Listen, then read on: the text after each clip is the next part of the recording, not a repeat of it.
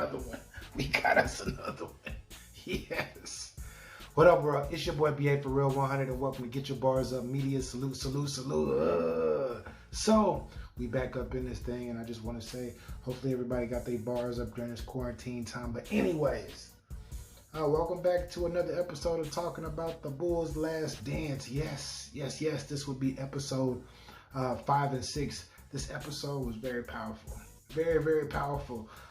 Starting off in the episode, one of the things that caught me was Kobe. R.I.P. to the Black Mamba. Yes, it starts off, brings it back to that All-Star game. It was Kobe's first All-Star game. MJ pretty much taught him a lesson, did his thing or whatnot during going into another championship year for the Bulls. But during that All-Star game, Kobe mentioned that he had talked to MJ, asked him about some moves. MJ told him, and MJ was like, "Yeah, you can call me." Then they transitioned back to Kobe actually in the flesh talking. R.I.P. to the Mamba, man. R.I.P. to the Mamba. But they flash back to Kobe talking about MJ being a big brother, and he hates the comparison because without MJ it wouldn't be him. That was powerful, y'all. That was powerful. It gave me chills. How did you feel watching it? If you haven't seen it, you need to go watch episode 5. But with that being said, that was pretty dope to me. Next up, transitions back to 1984. Well, transitions back to the mid 90s where Jordan, well, the late 90s, I'm sorry, Jordan goes back to the Garden. He decides to wear his ones. Yes. He decides to wear his ones, and Tony Kukoc, trying to clown him. But what does he do? Yeah, he has an amazing game. They win the game in Madison Square Garden. And then the thing that was super interesting to me is they asked Jordan who was your favorite shoe company in the 80s that you preferred over Nike, because Nike didn't have a name at all. And I was surprised that Michael Jordan actually wanted to sign with Adidas. That's crazy. He said he was feeling Adidas over Nike. Then when Adidas didn't want him. Well, Adidas wanted him, but they didn't have enough money in their budget for an actual shoe deal. So Jordan went to Nike, and that's crazy because he became a global icon. Them J's, I'm trying to tell you, people used to stand in line for them J's. Matter of fact, they had Justin Timberlake on this episode 2 talking. Yeah. Justin Timberlake's crazy. Yeah. And Justin Timberlake was even saying, me and Justin probably about the same age or whatnot. So I did the same thing Justin did. I used to go to Foot Locker outside of the mall, wait outside with however much money that I knew the shoes was gonna cost after saving for like the past 6-7 months, nagging my parents, "Can I please get these? We can't afford them." So I'm like, we gotta make some things happen. Let's do a paper route.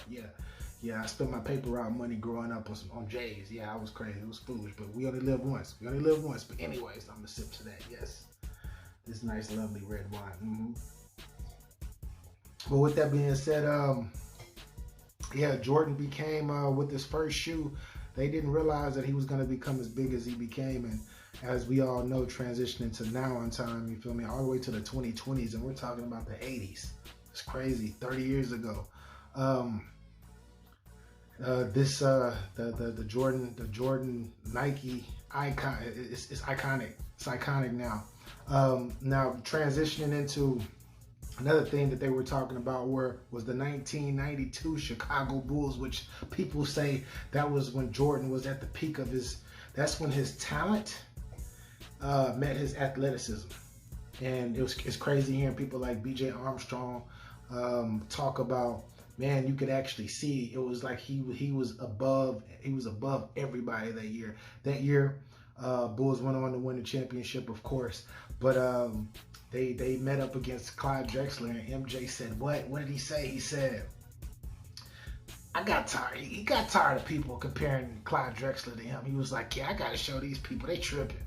Clyde Drexler ain't on my." What'd he do? He hit all them trays in that first game, and what'd he do? He shrugged his shoulders like, looking at Magic Johnson, by the way. So that's who he's actually looking at every time he hits a tray. Like, yeah, you said I can't shoot. I can't shoot. What? I hit threes too all day. even all the best in the world. But anyways, that was interesting. And after they had won that championship, they went ahead and beat the Blazers. The MJ had went into the off season or whatnot, or the after season, the summertime, and played for the Olympic squad. And this is when he became a global icon. They say that with this in particular, this is what made not just the Jordan brand, but NBA basketball in general global, because you had all of these Hall of Famers. They had all of the Hall of Famers on one. Everybody on that dream team except Christian Laettner, because he was the select senior, whatever you like, whatever amateur, one amateur spot or whatnot. He was part of that, but everybody, the 11 other cats, they all were Hall of Famers. Real talk, crazy. They went out and blew everybody out. And one person that they tried to highlight was Tony Kukoc. Yeah, we remember you, Tony. Yeah, we remember you. I'm an old head. Yeah, you see these grades. But anyways, I guess it was Krause, Jerry Krause. He loved Tony Kukoc, drafted him and everything, and the Bulls were too busy trying. They were paying Tony Kukoc a lot of attention and not really giving that love to Scottie Pippen per se, due to Scottie Pippen wanting a new contract, etc. And they both were like, Scottie talked to MJ talked to Scottie, and then they told everybody, let us get him. We gonna lock him down. And what did they do? They held my guy to 4 points in that first game. Even though they played him twice. Second game, he had 16. But, hey, they won by 30 each game. 30! But that dream team was phenomenal. And this one iconic moment that I've been seeing from for most of my life now is when Jordan had the flag over his basketball, whatever suit or whatnot. It was crazy, over his warm-up, should I say. It was crazy. I always wanted to know, like, why was he the only person with that? Well, since he was a Nike man, when they was receiving the gold, he had to put the flag over to block the Reebok symbolism, because he wasn't dealing with Reebok, and he was so competitive. He's like, I'm MJ, I'm Mr. Nike. I can't be wearing no Reebok. Y'all got me messed up. And yeah, he did his thing, and that is an iconic scene. And that's one of those things that I never knew about until watching this episode. So this episode was crazy. Well, 5 and 6 was crazy, y'all. It was super duper crazy. And they did this one scene where, I don't know, whoever made this up, this Last Dance scenario, whatever documentary, I think they were trying to take a shot at LeBron, y'all. So back in the day, it was this show called NBA Inside Stuff. They got a new one, I guess, with Grant Hill and Kristen Ledlow. They got the newer one, but back in the day, it was a guy by the name of Amar Rashad. So Jordan was passing by. Amar looked at Jordan and was like, "Yo, Jordan, who would take, would you take the last shot every game? Who's taking the last shot? Or would you take the last shot?" And Jordan looked at him like, "Me? Yeah, I'm taking the last shot. That was a shot. LeBron, I see you. I know. I know LeBron didn't like that. We're going to set that salute to, hey, look, LBJ, you're still one of the greatest of all time. You're still one of the great ones. But I think that was a shot at LeBron. Facts. You can't tell me otherwise. Then this is when everything gets a little bit different. It gets a little bit, not strange, but they go a little bit more into Jordan's life. And they start talking about how he never stood up for African Americans, period. He was always to himself. And that was kind of disappointing. I ain't gonna front. That was kind of disappointing listening to that. You had a African American Senate on the rise, was supposed to win, North Carolina, etc. And Jordan could have helped endorse this man, because at the time Jordan was the #1 celebrity in the world, not just athlete, but celebrity in the world. And he was like, nah, I don't know this dude, nah, this, that. And he ended up losing to some guy that seemed pretty racist to me. But neither here nor there.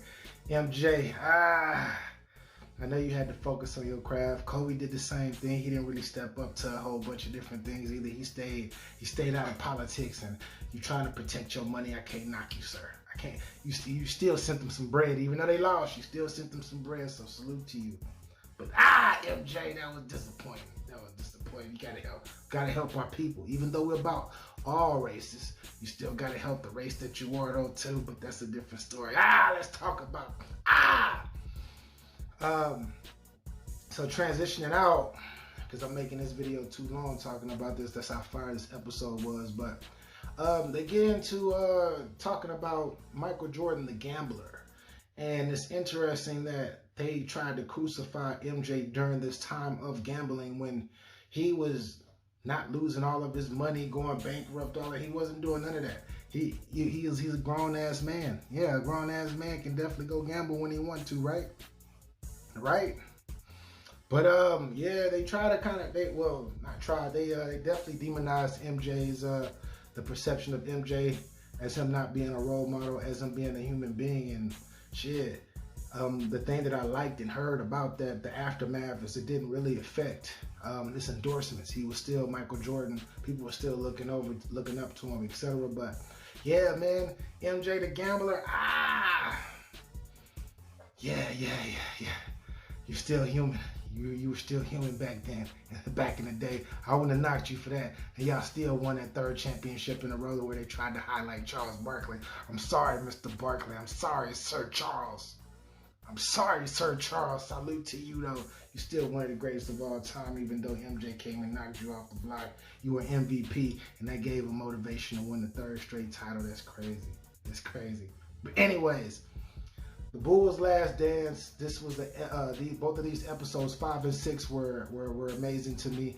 I'm super duper excited on transitioning to 7 and 8 because what they showed on them previews, they got me hooked. And then we're in this Corona period, so hey, it's something to watch, something that's interesting, answering a lot of questions that I had when I was a kid, like why did they break up? Why did this happen? Why?